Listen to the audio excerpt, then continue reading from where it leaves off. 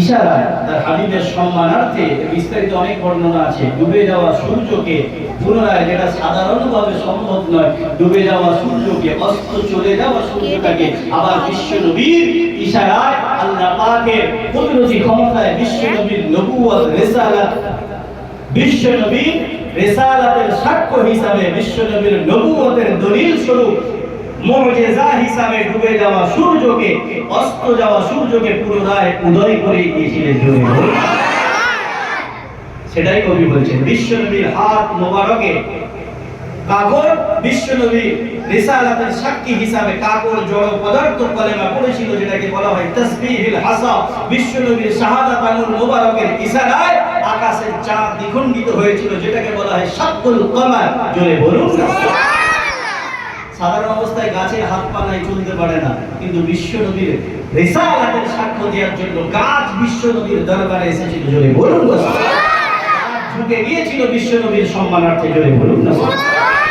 এটাই কবি বলছে, ডুবা সূরজ वापस पलटे, डूबा सूरज वापस पलटे, और शजर आ जाए चल के, और शजर आ जाए चल के, तुम जो चाहो हो जाए, तुम जो चाहो वो हो जाए, कल में क्या से क्या हो जाए, अल्लाह ही जाने, अल्लाह ही जाने तेरा मकाम, अल्लाह ही जाने तेरा मकाम, तू आकार मैं हूँ गुलाम, मुझको पिला दे, मुझको पिला दे इश्क का जाम, तू आकार मैं हूँ गुलाम, तू आकार मैं हूँ गुलाम, सिदरा पे जाके प्यारे नबी से, सिदरा पे जाके प्यारे नबी से, जिब्रील आमीन बोली नबी से, सिदरा पे जाके प्यारे नबी से, जिब्रील आमीन बोली नबी से, मैं आगे गया तो जल जाऊंगा, मैं आगे गया तो जल जाऊंगा, आप अकेले जाए यहाँ से। বিশ্ব নবী সাল্লাল্লাহু আলাইহি ওয়াসাল্লাম যখন মেরাজ শরীফে গেলেন, 7 আসমান ভেদ করে, প্রথম আসমান থেকে, একটা আসমান থেকে অপর আসমান, দুনিয়ার হিসাবে সবচেয়ে দ্রুতগামী যে যানবাহন, তার হিসাবে 500 বছরের রাস্তা। বিশ্বনবী মেরাজ শরীফে গেলেন, 7টা আসমান, 3500 বছরের রাস্তা মুহূর্তের মধ্যে বোররাকে চেপে পার হয়ে গেলেন। এবার সিদরাতুল মুনতাহা বলে একটা গাছ, একটা বৃক্ষ রয়েছে, যেখানে, যার নিচে হযরত ইব্রাহিম খলিলুল্লাহ আলাইহিস সালাতু ওয়াস সালাম বসে রয়েছেন। গাছের বর্ণনা অনেক, তো ওই জায়গা থেকে ক্রস করে যাওয়ার ক্ষমতা কারণে আল্লাহ পাকের কুদরতি নূরের তাজাল্লির পাওয়ার এত বেশি ক্ষমতা। তো জিবরাইল ফেরেশতা বললেন, ইয়া রাসূলুল্লাহ, ইয়া হাবিবাল্লাহ, এখান থেকে থমকে গেলেন যে ভাই জিবরাইল এবার চলো, পুরো সফরটা আমার সাথে ছিল, এখান থেকে কি হলো? তখন জিবরাইল ফেরেশতা বললেন, ইয়া রাসূলুল্লাহ, ইয়া হাবিবাল্লাহ, এখান থেকে পার হওয়ার ক্ষমতা আমি জিবরাইল আমারও নেই। তোমার এত পাওয়ারফুল, তুমি সাইয়্যিদুল মালায়েকা, তুমি ফেরেশতাদের সর্দার, তোমার রহমতের এত ডানা রয়েছে। জিবরাইল ফেরেশতা বললেন, আমি যদি এখান থেকে এক কদম বাড়িয়ে দিই, তাহলে আমার রহমতের যত ডানা রয়েছে, সমস্ত ডানাগুলো আল্লাহ পাকের নূরের তাজাল্লির পাওয়ারে ফোকাসে সব পুড়ে ছারখার হয়ে যাবে। ইয়া রাসূলুল্লাহ, ইয়া হাবিবাল্লাহ, এখান থেকে বোরাকও পার হতে পারবে না। ওখান থেকে রব করে আরেকটা স্পেশাল বাহন হয়েছিল, খাটিয়ার মতো, ওটাতে করে বিশ্বনবী গিয়েছিলেন। তো জিবরাইল ফেরেশতা বললেন, এখান থেকে পার হওয়ার ক্ষমতা আমি নূরের ফেরেশতা আমারও নাই, সেখান থেকে নূরের নবী আপনি একা যান। জোরে বলুন। ওখান থেকে পার হয়ে গিয়েছিলেন জিবরাইল জিবরাইল ফেরেশতা বলছেন এখানে থামবেন না, আপনার সফরটা আরশে আজিমে শেষ হবে, কারণ আপনার বন্ধু আল্লাহ পাক ওখানে আপনার জন্য অপেক্ষা করছে, ওয়েট করছে। বিশ্বনবী সেখানে গিয়ে মুখোমুখি দু বন্ধু বসে যেমন কথাবার্তা হয়, কনভারসেশন আপনার মোকালামা হয়, কথাবার্তা হয়, দু বন্ধুর ঘনিষ্ঠ কথাবার্তা হয়েছিল। বিশ্বনবী নূরের ফেরেশতা ওখান থেকে পার হতে পারছেন না। আল্লাহ পাক তাআলা তার হাবিবের শরীর মোবারকের মধ্যে কি পাওয়ার দিয়েছিলেন, ক্ষমতা দিয়েছিলেন। আল্লাহ পাকের কুদরতি নূরের তাজাল্লি পাওয়ারটা সহ্য করেও বিশ্বনবী মেরাজ শরীফে গিয়েছিলেন। এবং আপনি আমি সবাই জানি যে নামাজ প্রথমে 50 ওয়াক্ত ছিল, মুসা নবীর পরামর্শে 5 ওয়াক্ত কমেছিল। তাহলে বিশ্বনবী কতবার যাওয়া আসা করেছিলেন সিদরাতুল মুনতাহা, কতবার গেছেন আর এসেছেন, ক্রস করেছে। বিশ্বনবীর একটা পশম মোবারকের কোনো ক্ষতি হয়নি। सिदरा पे जाके प्यारे नबी से, सिदरा पे जाके प्यारे नबी से, जिब्रील आमीन बोली नबी से, मैं आगे गया तो जल जाऊंगा, मैं आगे गया तो जल जाऊंगा, आप अकेले जाए यहाँ से, अर्शे बरी पे तेरा कायाम। আপনি থামবেন না, আরশে আজিমে গিয়ে তবে আপনার সফরটা থামবে। আপনি আরশে আজিমে গিয়ে দাঁড়াবেন, আপনার হাবিব, আপনার বন্ধু, আপনার মাহবুব, আপনার মাশুক আল্লাহ পাক আপনার জন্য অপেক্ষা করছে। জোরে বলুন अर्शे बरी पे, अर्शे बरी पे तेरा कायाम, तू आकार मैं हूँ गुलाम, तू आकार मैं हूँ गुलाम, मुझको पिला दे, मुझको पिला दे इश्क का जाम, मुझको पिला दे इश्क का जाम, तू आकार मैं हूँ गुलाम, तू आकार मैं हूँ गुलाम, रब के दुलारे तुम ही तो हो, रब के दुलारे तुम ही तो हो, सबके सहारे तुम ही तो हो, आए नबी जितने दुनिया में, आए नबी जितने दुनिया में, सबसे प्यारे तुम ही तो हो, भेजे खुदा ने, भेजे खुदा ने तुझको सलाम, भेजे खुदा ने तुझको सलाम, तू आकार मैं हूँ गुलाम, तू आकार मैं हूँ गुलाम, मुझको पिला दे इश्क का जाम, मुझको पिला दे इश्क का जाम, तू आकार मैं हूँ गुलाम, तू आकार मैं हूँ गुलाम, तू आकार मैं हूँ गुलाम। दुरूद शरीफ अल्लाहुम्मा सल्ली अला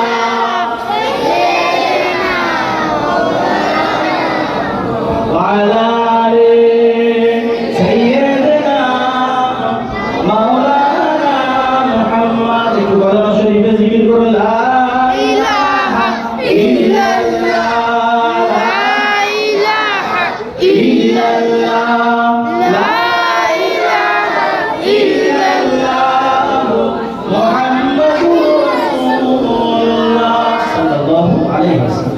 হাসবি রব্বি জাল্লাল্লাহ, মা ফি কলবি গায়রুল্লাহ, নূর মুহাম্মদ সাল্লাল্লাহু লা ইলাহা ইল্লাল্লাহ, লা ইলাহা ইল্লাল্লাহ, লা ইলাহা ইল্লাল্লাহ, লা ইলাহা ইল্লাল্লাহ, মুহাম্মাদুর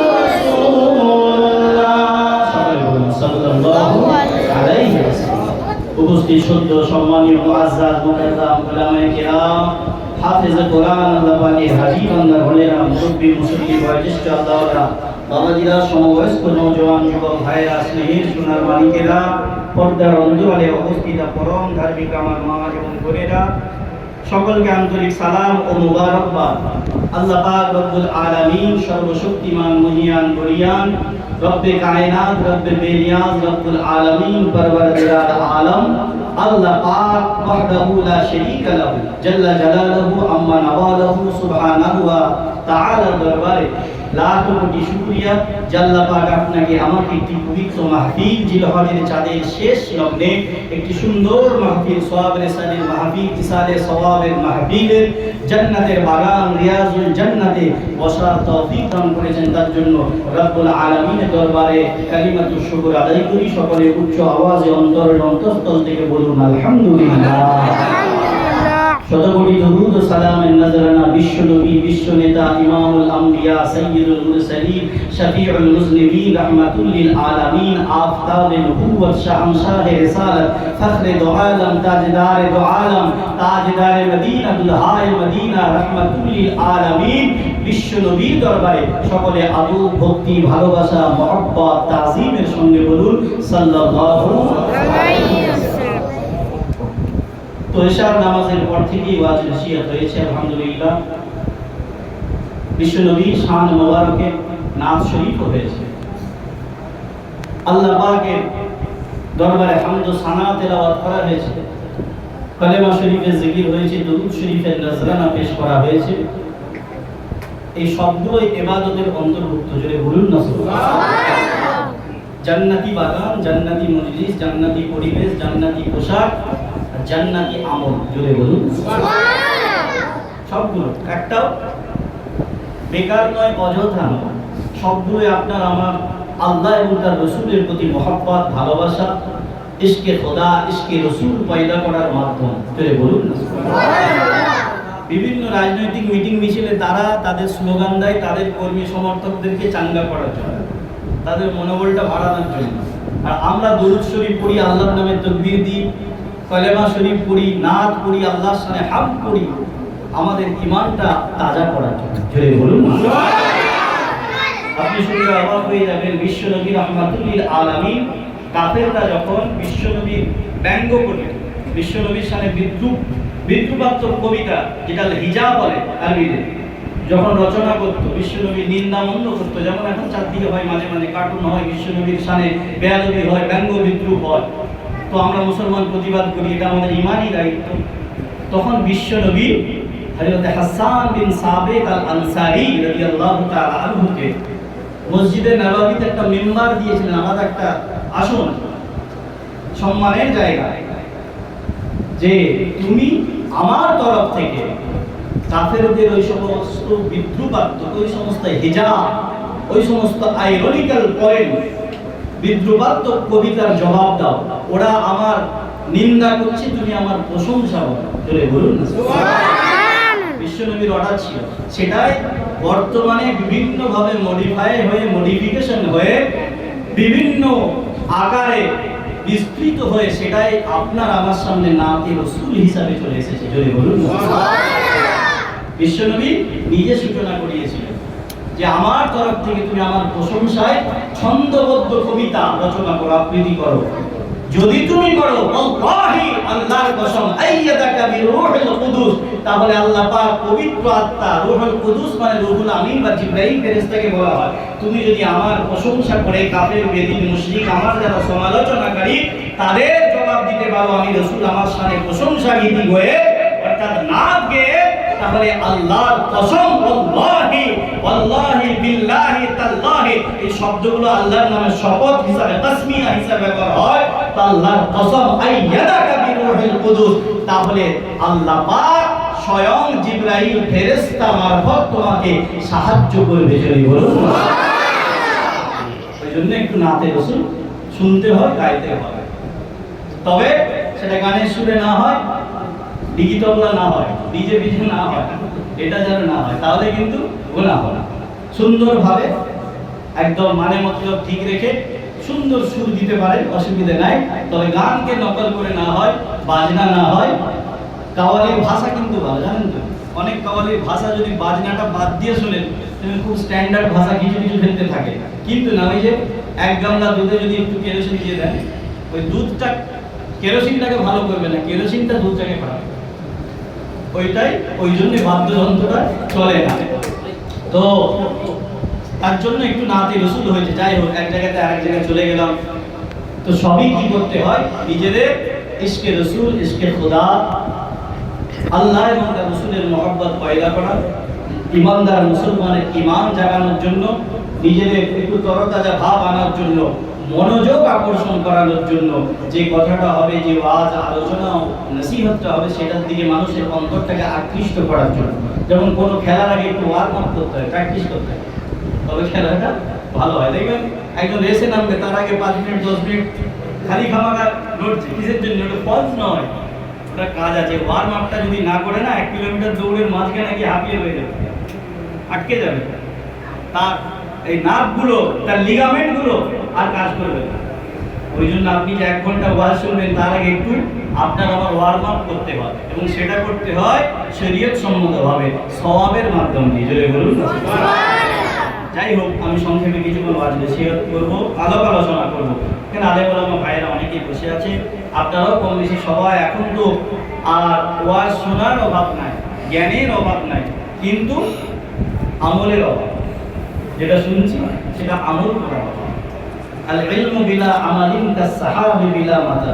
এইবারের বর্ষাকালটা খুব ভালো বর্ষা হয়েছে, খুব ভালো বর্ষা হয়েছে কি? আল্লাহ যেটা দিচ্ছে সেটাই খুশি, কিন্তু অন্যান্য বার খুব ভালো বর্ষা হয়েছে কিনা?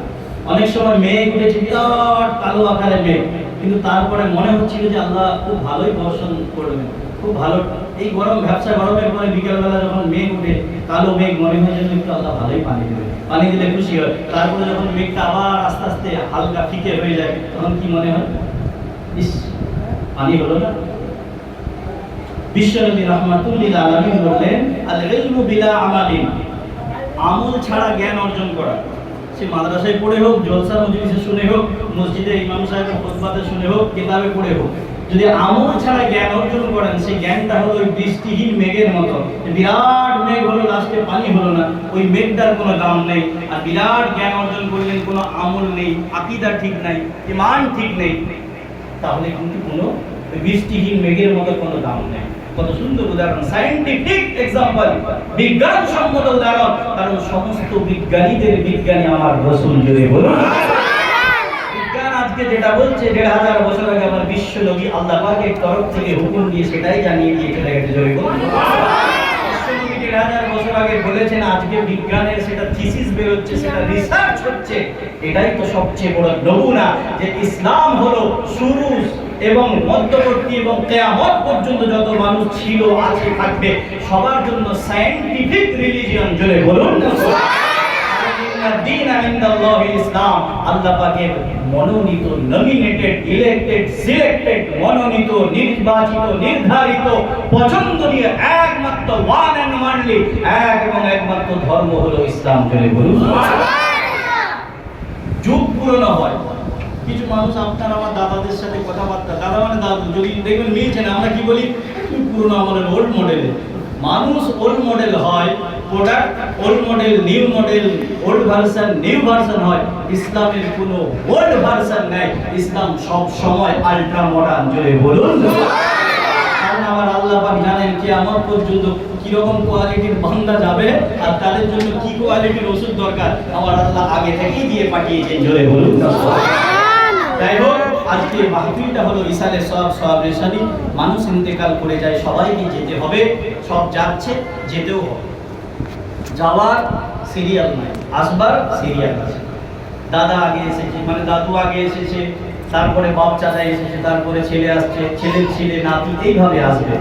বড় ভাই আগে, মেজো ভাই আগে, তারপরে সেজো ভাই, তারপরে নসেজো ভাই, তারপরে ছোট, তারপরে তাদের ছেলে, তারপরে নাতি পুতি। কিন্তু যাওয়ার সময় আজরাইল যখন আসবে বলতে পারবো তো আমি পরে এসেছি, সিরিয়ালটা আগে বড় আমার দাদাকে দিয়ে যাবে, বলার ক্ষমতা আছে না। আল্লাহ পাক রব্বুল আলামিন কালামুল্লাহ শরীফের মধ্যে দুটো আয়াত দিয়েছেন। একটা আয়াত খুব কমন আয়াত, সাধারণ আয়াত। একটা আয়াত আপনি আমি সব শুনেছি, সব পড়েছি, জেনেছি। সমস্ত বক্তারা ওয়াজ করে, সমস্ত ইমাম সাহেবরা খুতবা দেয়। প্রত্যেকটা কিতাবে মরণের সম্পর্কে যখন আলোচনা এই আয়াতটা থাকে, বিসমিল্লাহির রাহমানির রহিম, কুল্লু নাফসিন যায়িকাতুল মাউত, প্রত্যেকটা নফসকে, প্রত্যেকটা জীবনকে একবার না একবার মৃত্যু স্বাদ আস্বাদন করতে হবে। মৌতের কি টেস্ট, সেই টেস্টটা চাখতে হবে। আল্লাহ এখানে বলেননি কুল্লু ইনসানিন যায়িকাতুল মাউত, ভালোভাবে খেয়াল করবেন। আমরা বলেননি প্রত্যেকটা মানুষকে মরণের স্বাদ গ্রহণ করবে। এবার মানুষ যেহেতু আমরা আশরাফুল মাখলুকাত, ভালো লোক হোক আর চিটিংবাজ হোক, সবাই তো আশরাফুল মাখলুকাত। মখলুকের মধ্যে ভালো, হাত পা আছে, বুদ্ধি আছে। এই বুদ্ধির জোরের জন্যই তো বেশি বদমাইশিটা হয়। তো যাই হোক, আল্লাহ আমাদেরকে সবাইকে ভালো মানুষ হিসাবে কবুল করেন। ভালো মখলুক করে পাঠিয়েছেন, সবচেয়ে শ্রেষ্ঠ মখলুক করে পাঠিয়েছেন, শ্রেষ্ঠ জাতি করে পাঠিয়েছেন, শ্রেষ্ঠ নবীর উম্মত করে পাঠিয়েছেন। আল্লাহ পাক যেন আপনাকে আমাকে শ্রেষ্ঠ ইমানদার বান্দা, শ্রেষ্ঠ জান্নাতি, জান্নাতুল ফিরদাউসের মেহমান হিসাবে কবুল করেন। বলুন আল্লাহুম্মা আমিন। তো আল্লাহ পাক বলেন সমস্ত জীবনকে, কারণ মানুষ যেহেতু আশরাফুল মাখলুকাত, মানুষের ইন্তেকালটা বেশি চোখে লাগে। কুকুর বিড়াল রাস্তায় মরে পড়ে থাকে, তারাও জীবন, তাদেরও জীবন আছে, অতটা গুরুত্ব হয় না। একটা গাছ শুকিয়ে যায়, আমরা কি বলি? গাছের গোড়ায় মাটি ছিল না, পানি ছিল না, স্বাদ ছিল না। না, তারও একটা মেয়াদ আল্লাহ দিয়ে পাঠিয়েছে। ওই মেয়াদটা শেষ, হায়াত শেষ, গাছেরও জীবন। দেখেন আল্লাহ পাক ১,৫০০ বছর আগে বলেছেন কুল্লু নাফসিন, প্রত্যেকটা জীবনের মৌত আছে। আজকে জগদীশচন্দ্র বসু কয়েক বছর আগে উনি প্রমাণ করেছেন, বিজ্ঞান রিসার্চ করে করে, গবেষণা করে উনি প্রমাণ দিয়েছেন, আচার্য জগদীশচন্দ্র বসু আমাদের বাঙালি বিজ্ঞানী, যে গাছেরও প্রাণ আছে। আমার আল্লাহ ১,৫০০ বছর আগে বলেছে প্রত্যেকটা নফসকে, প্রত্যেকটা জীবন, সেটা প্রাণী হোক আর উদ্ভিদ হোক। জানি আপনারা যারা জেনারেল শিক্ষিত জানি, জীব মানে প্রাণী আর উদ্ভিদ। উদ্ভিদকে মানে জীবের মধ্যে যাদের জীবন আছে, জীব আর জড়, জড় পদার্থ ইট বালি কাগজ সিমেন্ট, ওদের তো কিছু নাই। যাদের জীবন আছে তার দুটো শ্রেণী, একটা প্রাণী আর উদ্ভিদ। প্রাণী হলাম আমরা মানুষ, তারপরে যাদের জীবন আছে গরু ছাগল, বললে আবার রাগ করবেন, মানুষের সাথে গরু ছাগলকে তুলছে না, ওরাও প্রাণীর পর্যায়ে আপনার। তারপরে পশু পাখি, আর জীবের দুটো ভাগ, উদ্ভিদ, তারা হলো গাছপালা, তাদেরও প্রাণ আছে। আল্লাহ পাক বলছেন প্রত্যেকটা জীবন, যাদের জীবন আমি দিয়ে পাঠিয়েছি, তাদের একদিন না একদিন মৌত হবে। গাছটারও হায়াত ২০ বছর ছিল, ৩০ বছর ছিল। ওটা তো সির্ফ একটা বাহানা যে তার গোড়ায় মাটি ছিল না, সার ছিল না, পানি ছিল না, তার শিকড় কেটে দেওয়া হয়েছিল। আল্লাহ পাকের হুকুম ছিল ৩০ বছর গাছটার হায়াত, ওই গাছটাকে শুকোতে হবে। আল্লাহ পাকের হুকুম ছিল ৫০ বছর মানুষটার হায়াত, ওই ৫০ বছর পরে কেউ অসুখে যাবে, কেউ অ্যাক্সিডেন্টে যাবে, কেউ বাড়ির বিছানায় যাবে। এটাও একটা বাহানা। মৌতটা কিন্তু ইউনিভার্সাল ট্রুথ, চিরন্তন সত্য। মৌত হবে যে কোনো বাহানায়, ওসিলায়ে রোজি বাহানায় মৌত, যে কোনো ওসিলায় আল্লাহ রুজি রোজগার দেবে, যে কোনো বাহানায় আল্লাহ পাক মৌত দান করে। এটা নিয়ে ইখতিলাফ, দুনিয়ার সমস্ত বিষয় নিয়ে ইখতিলাফ আছে, মত পার্থক্য আছে। বাপ বেটার এক মিনিট হয় না, এক মন হয় না, মত হয় না, ভাই ভাই হয় না, স্বামী স্ত্রী হয় না। যদি তাই হতো তাহলে স্বামী এক পার্টি, স্ত্রী আর এক পার্টি করতো। আমি রাজনীতির খেলা জানি হয় না, বড় ভাই এক পার্টিতে, ছোট ভাই আর এক পার্টিতে, স্বামী দেখবেন একটা পার্টির নেতা, স্ত্রী আর এক পার্টির নেতা। তো মতের মিল কোনো বিষয়ে মানুষের হয় না, পার্থক্য থাকে। কিন্তু একটা বিষয়ে মত পার্থক্য দুনিয়ার কারণ নাই। মুসলমান হোক, ইহুদি হোক, খ্রিস্টান হোক, হিন্দু হোক, সে কোনো ধর্ম মানেনি, নাস্তিক হোক, তসলিমা নাসরিনের মতো, তারও সাহস হয় না, সে সব কথাই বড় বড় কমেন্ট করে। এই ব্যাপারে বলার সাহস হয় না যে আমি মরবো না, আমি অমর। এই বিষয়ে ইখতিলাফ নেই, কারণ সবাই জানে, চোখের সামনে দেখছে, দাদা এসেছিল চলে গেছে, বাপ চাচা চলে গেছে, পাড়ার মুরব্বীরা চলে যাচ্ছে, মাসুম বাচ্চাগুলো চলে যাচ্ছে, সবাইকে একদিন যেতে হবে। আপনার জীবজন্তু পশু পাখি যাচ্ছে, গাছপালা চলে যাচ্ছে, অর্থাৎ তাদেরও মরণ হচ্ছে, শুকিয়ে যাচ্ছে, মানুষও যাচ্ছে, কেউ চিরস্থায়ী নয়। মৌতটা চিরন্তন সত্য, ইউনিভার্সাল ট্রুথ, এটা সবাইকে মানতে হচ্ছে। যেটা বলছিলাম, মৌতটা হলো অবধারিত, আসবেন কিভাবে সিরিয়াল ধরে, কিন্তু কিন্তু যাওয়াটা কোনো সিরিয়াল নাই। ছোটটা যদি আগে এসে যায়, ছোটর বলার ক্ষমতা নাই আমি পরে এসেছি আর কিছুদিন পরে যাব, আগে বড় থেকে ধরো। নাতির ডাক যদি আগে এসে যায়, যে দাদা দাদি রয়ে গেল, নানা নানি রয়ে গেল, বাপ চাচা রয়ে গেল, আমি নাতি লাস্টে আমাকে ধরছো, আমাকে লাস্টে ধরো, আমাকে প্রথমে কেন ধরেছো, এই বলার ক্ষমতা নেই। আল্লাহ পাক কাউকে হাতে গ্যারান্টি ওয়ারেন্টি কার্ড দিয়ে পাঠায়নি যে 60 বছর পরে আজরাইল যাবে। আজরাইল ফেরেশতাও বলেনি, মালাকুল মাউত উনিও বলেননি যে আমি 60 বছর পরে তোমার কাছে যাব, এই 60 বছর বয়সে যা খুশি কারবার, কাজ, গাড়ি বাড়ি সব করে নাও। তো বলবেন আলেম ওলামারা শুধু কবরের ভয়টাই দেখায়, দুনিয়ায় কিছু করতে পারে না, এটা ভুল কথা। আমরা বলি আখিরাত করো, এই দুনিয়া করো, আখিরাতের কথাটা চিন্তা করো, আখিরাতের কথাটা খেয়াল করে দুনিয়া করো। এটা তো আপনার আমার ভাড়ার ঘর, ভাড়া বাড়ি, বাইরে গেলে গেস্ট হাউস 3 দিন 4 দিন ভাড়া নিই, আমরা কি সেটা ভালো করে সাজাই? যেমন আছে আছে, পরিষেবা ভালো হলে ভালো, না হলে কমপ্লেন করি চলে আসি, কারণ আমার নিজের বাড়িটা সাজাই, ও তো জানে আমি 2 দিন থাকবো ওখানে, তবু জানা থাকে আমি 3 দিনের জন্য হোটেলটা বুক করেছি। দুনিয়া কদিনের জন্য বুক করেছি জানি? এখানে লিখে রেখেছেন আল্লাহ তাকদীরে, কিন্তু আপনার আমার কাছে জানা নাই। যদি জানা থাকতো, জানা নাই, সে অবস্থাতে আমরা বলি এখন বয়স আছে, বুড়ো হলে ইবাদত করব। আর যদি জানা থাকতো তাহলে তো বলতাম 65-তে হবে, আমি 63 বছর যেমন খুশি চালাবো। আল্লাহ পাক বান্দার হালত তো জানে, ওই জন্য জানায়নি, তবুও আমরা সচেতন হই না। আজকে হাজী সাহেব চলে গেছে, হাজী সাহেব একা যাননি, হাজী সাহেবের আগে বহু হাজী সাহেব চলে গেছে, বহু হাফেজ সাহেব চলে গেছে, বহু আলেম চলে গেছে, পীর ফকির দরবেশ ওলি আউলিয়ারা চলে গেছে, শহীদানরা চলে গেছে, সাহাবায়ে কেরামরা চলে গেছে।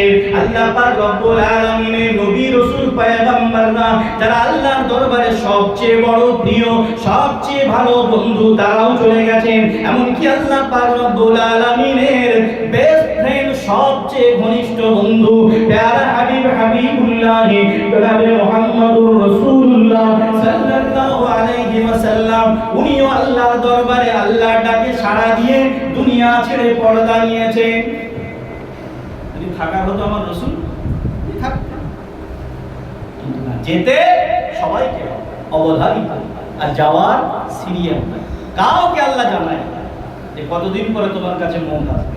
এখানটা একটা ইন্টারেস্টিং ব্যাপার আছে, যখন আসবে আর সুযোগ নেই, আর সুযোগ আছে আর কোনো সুযোগ নেই, এসে যখন যাবে সুযোগ নেই। যদি জানা থাকতো অমুক দিনে আসবে, তাহলে আগে থেকে রেডি হতে পারতাম। আমার পরীক্ষা 10 দিন করে, আমি আগে থেকে পড়ছি, সারা বছর পড়িনি, 10 দিন পড়ে একদম খাওয়া দাওয়া বাদ দিয়ে দিচ্ছি।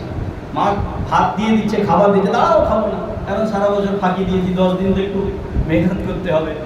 হাটে যাওয়ার সময় হয়ে গেছে, 2-2-2:30 পর্যন্ত কাজ চলছে, সারা সপ্তাহ একটু ঢিলে দিয়েছি, কারণ জানা আছে শনিবার হাটে যাবো, রবিবার হাটে যাবো। আমার ইন্টারভিউ আছে, সারা বছর যা হয়েছে হয়েছে, গাড়িতে যেতে যেতেও পড়ছি, কারণ জানি 10টা ইন্টারভিউ শুরু হবে। এটা জানা নেই, এবং যখন আসবে তখন আর সুযোগ নেই। একটা হাট খারাপ গেছে, সেকেন্ড হাটে চেষ্টা করতে পারবে, অপশন আছে। বাজার খারাপ যাচ্ছে, চেষ্টা করবেন, আল্লাহর হুকুম হলে ভালো হতে পারবে। আপনার রেজাল্ট খারাপ হয়েছে, আপনি নেক্সট টাইম সুযোগ পাবেন। আপনি একটা পরীক্ষা দেওয়ার সুযোগ পাবেন সাপ্লিমেন্টারি, ওটাতেও যদি ঘ্যাস খেয়ে যান তারপরেও অন্তত 1 বছর পরে আবার দিতে পারবেন। তো মৌত একবার এসে গেলে আর কোনো সাপ্লিমেন্টারি নাই, আর সেকেন্ড ইয়ার নাই, কোনো হাফ টাইম নাই, সেকেন্ড চান্স নাই। কথাগুলো রহস্যকর মনে হলো, এটাই বাস্তব। আল্লাহ পাক রব্বুল আলামিনের কথা আমি নিজে বলছি না, কোরআন শরীফ বলছে। কোরআন শরীফের 3টে জায়গায় আল্লাহ পাকে আয়াতে কারিমাটা অবতীর্ণ করেছেন। আল্লাহ পাক রব্বুল আলামিন বলেছেন, ইদা জাআ আজালুহুম, যখন মওতের নির্ধারিত সময় এসে যাবে, অর্থাৎ মানুষের হায়াত যখন শেষ হয়ে যাবে, যে হায়াতটা আনলিমিটেড নয়, লিমিটেড, যে হায়াতটা নির্ধারিত, সেটাকে কোরআনের ভাষায় বলে আজালুম মুসাম্মা। ওই নির্ধারিত হায়াতটা আল্লাহর দরবারে নির্ধারিত, আপনি আমি জানি না। ঠিক সময়ই যখন মওতের পরওয়ানা এসে যাবে, আজরাইল ফেরেশতা মালাকুল মওত আলাইহিস সালাতু ওয়াস সালাম যখন মওতের জন্য, জান কবজের জন্য এসে যাবে, লা ইস্তাখিরুনা, দেরি করা হবে না, সাআতান, একটা মুহূর্ত। সাআতান মানে একটা মুহূর্ত। কতটা সময়? চোখের পাতা খুলতে বা ফেলতে বন্ধ করতে যতক্ষণ সময় লাগে, শ্বাস প্রশ্বাস নিতে যতক্ষণ সময় লাগে, নিঃশ্বাস ছাড়তে প্রশ্বাস নিতে, দম নিতে দম ছাড়তে যতক্ষণ সময়, ওই সময়টাও দেওয়া হবে না। ওই জন্য দেখবেন অনেকের চোখটা খোলা আছে, জানটা চলে যায়, ইন্তেকালের পরে চোখ খোলা আছে, আমরা কি বলি যে রুহটা বের হয়েছে, কষ্ট হয়েছে, চোখটা খোলা। ওটা তো একটা কারণ আপনি বলতে পারেন, কিন্তু আসল কারণ হলো আল্লাহ পাক ওই ব্যক্তিটার হায়াত ওই চোখ খোলা অবস্থাতেই রেখেছিলেন, চোখটা বন্ধ হওয়া পর্যন্ত তার হায়াত ছিল। যদি থাকতো তাহলে চোখটা বন্ধ হতো, গালটা হা করা থাকে, নাকটা একটু খোলা মতো থাকে, শ্বাস টানলে যেমন হয় নাকটা একটু খুলে ওঠে, ওই শ্বাস নিয়েছে ছাড়া পর্যন্ত হায়াত নেই। আপনাকে আমাকে বুঝতে হবে, আল্লাহ পাক কিন্তু দেখান আপনাকে আমাকে শিক্ষা নেওয়ার জন্য। আমরা শিক্ষা কখন নিই? জানাজা পড়া পর্যন্ত মনে হয় এবার সব ছেড়ে দেবো, মসজিদে ঢুকবো আর বেরোবো না, জানাজাও শেষ, দোয়াও শেষ, দাফনও শেষ, তোর মুর্দা মাটিতে দিয়ে দিলাম, আমি যাই সাকি হয় না। যখন ওয়াজ নসিহতের মাহফিলে বসি, জুম্মার বক্তব্য যখন শুনি, মনে করি আর গুনার কাজ করবো না, তারপরে যেই শেষ তাবার উপর খেয়ে নিলাম, সিমনিও চলে গেল, নামাজও শেষ হয়ে গেল, ব্যাস আবার যেমন वही आलू का तरकारी जो काल भी था आज भी। আমাদের মাদ্রাসা লেভেলে একটা কথা হতো, কারণ মাদ্রাসায় তখন রান্না বান্না বুঝতে পারছে, যারা গেছেন পড়েছেন তারা জানে, যারা অন্তত গার্জেন হিসাবে বা এমনি কমিটি মেম্বার হিসেবে, সেই ডাল আর আলু একই সিস্টেম, সপ্তাহে একদিন গোশ, তাও খুঁজে পাওয়া মুশকিল, যার ভাগ্যে দুটো একটা পড়ে যেত লটারি, মানে বড় পিস হলে গোশ রান্না হয়েছে বলতে, আমরা যখন ছোট ছোট কুচি কুচি করে দেওয়া হতো কিমার মতো, তখন বলতো কি রান্না হয়েছে, লটারি হয়েছে, মানে কার পড়বে বলা যাবে না। তো ওটাই চালু ছিল, ওটা প্রবাদ যে वही आलू का तरकारी जो काल भी था आज भी। কালকেও ছিল আলু ডাল, এখন আলু ডাল, সেরকম আমরা ওই একই অবস্থা, যতক্ষণ শুনি ততক্ষণ জান্নাত জাহান্নামের কথা, আযাবের কথা, কবরের সামনে যখন দাঁড়ায়, জানাজায় যখন দাঁড়ায়, যখন বায়ান শুনি, তখন মনে হয় এবার থেকে তওবা করে ভালো কাজ করব। যেই চলে গেলাম নিজের ফিল্ডে, ব্যাস।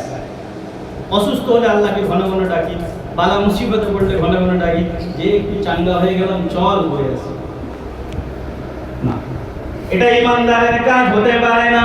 আপনি আমি জানি না কখন মওত আসবে, আর মওত এসে গেলে সঙ্গে সঙ্গে সাড়া দিতে হবে, কোনো রকম দেরি নাই, একটা সেকেন্ড কারোর জন্য দেরি করা হবে না।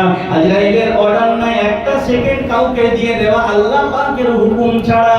আর ওয়ালা ইস্তাকদিমুন, আল্লাহ পাক রব্বুল আলামিনের হুকুম রয়েছে, কোন বান্দার হায়াত থেকে একটা সেকেন্ড আগেও নেওয়া হবে না। আমরা বলি আরে যাওয়ার সময় হয়নি, ইন্তেকাল বলি না, এখন যাওয়ার সময় হয়নি, আমি কি করে জানলাম যাওয়ার সময় হয়নি?